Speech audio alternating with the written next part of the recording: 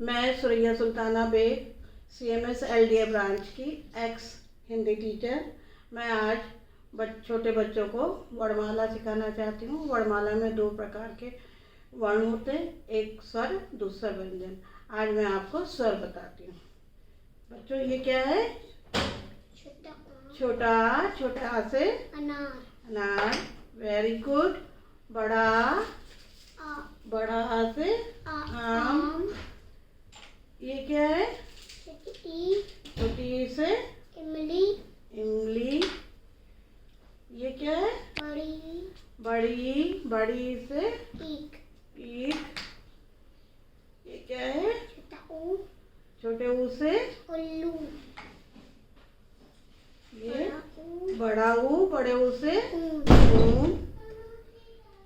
ये री से ऋषि। Very good. ये क्या है? ए से एड़ी। Very good. ये ए से ऐनक। Very good. ओ से ओखली। ये क्या है? औ से औरत। ये क्या है? अंग से अंगूर। Very good.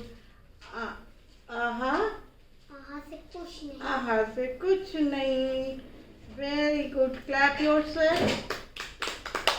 Very good. चलो अब काका भी निकालना।